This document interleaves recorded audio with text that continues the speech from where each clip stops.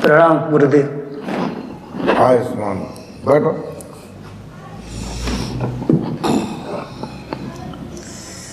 क्या नाम है आपका? नित्यानंद। अच्छा, नित्यानंद। कहाँ से आए हो? मृदुपुर आश्रम से। अच्छा, मृदुपुर आश्रम से। अच्छा, ये जैथरा के पास पड़ता है? हाँ। ठीक, बताइए कैसे आए हो? एक शंका है गुरु जी। अच्छा, बताइए क्या शंका है? हे मुक्ति के मार्ग बताने वाले श्री सद्गुरुदेव, आप ये बताएं कि वो कौन सा नाम है जो मोक्ष और मुक्ति को प्राप्त कराता है। अच्छा अच्छा अच्छा, यानी आपका प्रश्न ये है कि वो कौन सा नाम है जिस नाम को जानने से और उसका अभ्यास करने से मोक्ष और मुक्ति प्राप्त हो जाता है। हाँ जी। ठीक है, देखिए मोक्ष और मुक्ति वाला जो नाम है अभी मैंने बताया था, जो ने अक्षर है जिसमें कोई अक्षर नहीं है, जो सतलोक तक ले जाने वाला है, तो सतलोक में जो है जो पहुंचने वाला है वो मुक्त हो जाता है, बंधनों से रहित हो जाता है और मोक्ष और मुक्ति को प्राप्त हो जाता है। कवि साहब कहते हैं कि ने अक्षर निज नाम बिनु मिथ्या जन्म गमाए और निर्भय मुक्त ने अक्षरासु गुरु बिन कभू न पाए। कवि साहब कहते हैं कि जो नेचर है वो निश्चय ही मोक्ष और मुक्ति को प्रदान करने वाला नाम है। जो धुनात्मक है, वर्णात्मक नहीं है, जो शरीर की हद से शुरू होता है और सतलोक तक जाता है और जीव को सतलोक तक ले जाता है। और बताइए, और कोई अब क्या प्रश्न है? हे सत्य का मार्ग बताने वाले श्री सद्गुरुदेव जी, आप हमें ये बताएं कि सत्यलोक कहाँ है और कैसा है। अच्छा, ठीक, यानी आपका ये प्रश्न है कि सत्यलोक कहाँ है और कैसा है। हाँ। देखिए, सतलोक के बारे में जो है 4 वेदों में, 6 शास्त्रों में, 9 उपनिषदों में, इनमें जो है सतलोक का कहीं बयान नहीं आया है। सतलोक का बयान जो है कबीर साहब ने अनुराग सागर में और कबीर मंसूर में बताया है। तो ये सतलोक जो है जो ब्रह्मा जी का ब्रह्मलोक है और भगवान विष्णु का गोलोक धाम है और शिव जी का शिवलोक है। इसके ऊपर जो है अलख लोक है, वो इसके ऊपर जो है जो अलख लोक है और अगम लोक है, अनामी धाम है, उसके बीच में ये सतलोक है।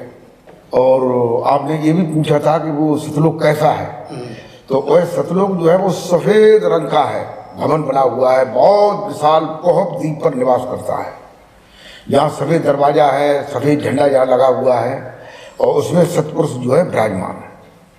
हे सत्य का मार्ग बताने वाले श्री सद्गुरुदेव जी, आप हमें ये बताएं कि सत्यलोक में कौन रहते हैं। अच्छा, ठीक ठीक, आपका ये प्रश्न है कि सतलोक में कौन रहते हैं। तो सतलोक में जो है जो सत्पुरुष हैं वो निवास करते हैं। अच्छा। हे योग सतान श्री सद्गुरुदेव जी महाराज, आप हमें ये बताएं कि सत्य पुरुष का स्वरूप कैसा है। अच्छा, ठीक, आपका ये प्रश्न है कि जो सतलोक में जो सत्पुरुष रहते हैं उनका स्वरूप कैसा है। तो देखिए, उनका स्वरूप जो है उनका रंग जो है कुछ सांवला सा है और उनकी जो दाढ़ी है, मूछें हैं, बाल हैं, ये सब सफ़ेद रंग के हैं और सफ़ेद ही वस्त्रों को धारण किए हुए हैं और सफ़ेद ही सिंहासन पर विराजमान हैं और सफ़ेद ही भवन में वो निवास कर रहे हैं। और बताइए, और क्या प्रश्न? नारायण नंदन श्री सद्गुरुदेव भगवान, आप हमें ये बताएं कि सत्य पुरुष अनादि हैं या और कोई। अच्छा, ठीक, आपका ये प्रश्न है कि जो सत्य पुरुष के बारे में मैंने बताया है वही अनादि पुरुष हैं या और कोई पुरुष है। हाँ। तो जो सत्य पुरुष हैं वही पहले पुरुष हैं। अच्छा। उनके बाद ही सतपुरुष ने जो है अमैथुनी सृष्टि यानी संकल्प सृष्टि से जो है कई रूहों को प्रकट किया था। उसके बाद जो है फिर उनके छोटे पुत्र काल निरंजन से जो है मैथुनी सृष्टि शुरू हुई है, जिनके ब्रह्मा विष्णु महेश जो है पुत्र थे। और बताइए। हे मंगलासूत्र श्री सद्गुरुदेव भगवान, आप ये बताएं कि सत्संग किसे कहते हैं। ठीक ठीक, यानी आपका ये प्रश्न है कि सत्संग किसे कहते हैं। तो देखिए, सत्संग शब्द जो है वो दो शब्दों से मिलकर के बना है। एक शब्द है सत्य और दूसरा शब्द है संग। दोनों को मिला देते हैं तो उसे कहते हैं सत्संग। तो सत्संग जो है यानी सत्य का संग करना ही सत्संग कहलाता है। हे रानी महिपाल पति श्री सतगुरुदेव जी महाराज, आप ये बताएं कि सत्संग कितने प्रकार का होता है। आपका ये प्रश्न है कि सत्संग कितने प्रकार का होता है। तो सत्संग जो है वो दो प्रकार का होता है, एक बाह्य सत्संग और एक आंतरिक सत्संग।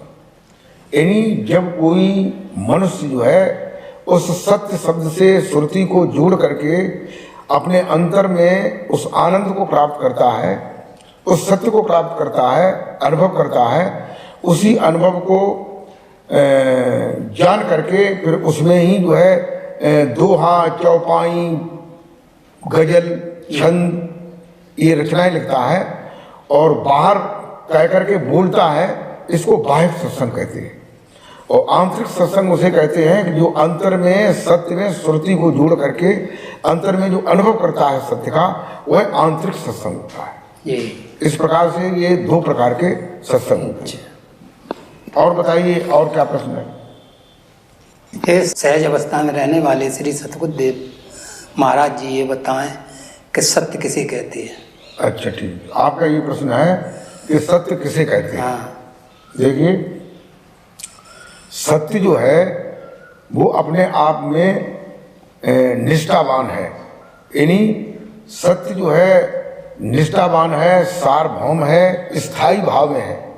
यानी सत्य जो है उसे कहते हैं जो अनादिकाल से चला आ रहा है, आज भी है और आगे भी रहेगा, जिसमें कभी कोई परिवर्तन नहीं होता है। सत्य का अभिप्राय ये है कि जो जैसा पहले था वैसा ही आज है और वैसा ही आगे बना रहेगा, उसे सत्य कहते हैं। और बताइए, और कोई प्रश्न है। ये सच्चा मार्ग बताने वाले श्री सतगुरुदेव जी महाराज, आप ये बताएं कि सत्य शब्द अपने में है और या कहने में सत्य है। ठीक। आपका प्रश्न ये है कि सत्य जो शब्द है, जो सत्यनाम बोलते हैं, सत्य बोलते हैं, ये अपने में सत्य है या कहने में सत्य है या नहीं सत्य है। तो देखिए, सत्य शब्द जो है एक जिह्वा और वाणी का शब्द है। ये हम जैसे मुख से बोलते हैं सत्य और फिर ओठ बंद हो जाते हैं तो बंद हो जाता, कहते हैं तो शुरू हो जाता है। तो ये अपने आप में स्वयं में सत्य नहीं है। जैसे भोजन भोजन कहने से भूख नहीं भागती, पानी पानी कहने से प्यास नहीं भागती, ऐसे ही सत्य सत्य कहने से वो सत्य प्राप्त नहीं होता है। हे दीनों पर दया करने वाले श्री सतगुरुदेव जी महाराज, आप यह बताएं कि कबीर साहब ने जो नाम बताया है, ढाई अक्षर का नाम बताया, वो क्या है। अच्छा, ठीक। यानी आपका ये प्रश्न है कि जो कबीर साहब ने ढाई अक्षर का नाम बताया, कहते कि पोथी पढ़े पढ़े जग हुआ, पंडित हुआ न कोई, और ढाई अक्षर प्रेम के पढ़े सो पंडित हो। तो वो ढाई अक्षर का कौन सा नाम है। वैसे तो प्रेम जो शब्द है, प्रेम शब्द में पा और आधा रावड़ा है, ऊपर मात्रा एक है और माँ है, तो प्रेम इसमें भी ढाई अक्षर है। और कहते हैं कि ऐसी ही चर्चा हो रही थी तो एक जगह पर एक आर्य समाजी थे, तो वो आए तो उन्होंने कहा कि ढाई अक्षर तो कत्ल में भी है, नकल असल बकल टकल हुक्म सुकुम ठुक्का फुक्का नुक्का झुक्का, इसमें सब में ढाई अक्षर है। तो ये, लेकिन वो जो ढाई अक्षर की कवि साहब बात कह रहे हैं वो और बात है।